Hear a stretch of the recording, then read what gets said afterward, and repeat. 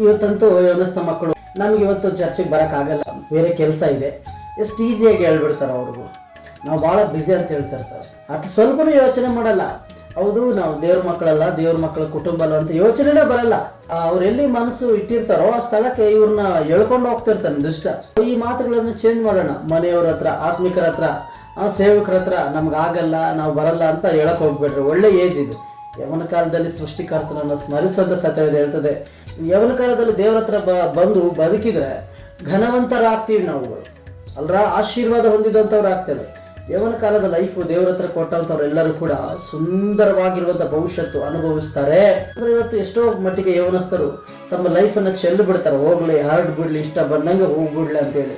ಆತ್ಮಿಕತೆ ಮಾತುಗಳಿಗೆ ಅವರಿಗೆ ಸಪೋರ್ಟ್ ಇರಲ್ಲ, ತಳಹದಿರಲ್ಲ. ನಮ್ಗೆ ಯಾವಾಗ ತಳಹದಿ ಆತ್ಮಿಕವಾದ ಮಾತುಗಳು ವಾಕ್ಯದಿಂದ ತುಂಬಿದಂಥವ್ರು ಆಗಿದ್ರೆ ನಾವು ಹಾಗೆ ಮೇಲೆ ಬರ್ತೀವಿ.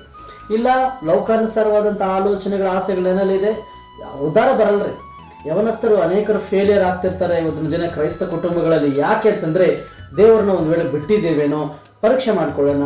ಯಾಕಂದರೆ ಯವನ ಕಾಲದಲ್ಲಿ ನೊಗ ಓರಬೇಕು, ಭಾರ ಓರಬೇಕು.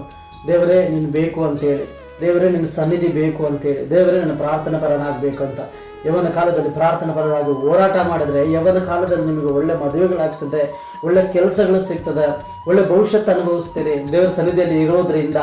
ಯಾವಾಗ ದೇವ್ರನ್ನ ಬಿಡ್ತೀರೋ, ದೇವರ ಸನ್ನಿಧಾನದಲ್ಲಿ ಇರುವುದಿಲ್ವೋ, ನೀವು ಕೇಳಿರುವಂಥದ್ದು ನಿಮಗೆ ಸಿಗೋದಿಲ್ಲ ಬಹಳ ಮಟ್ಟಿಗೆ.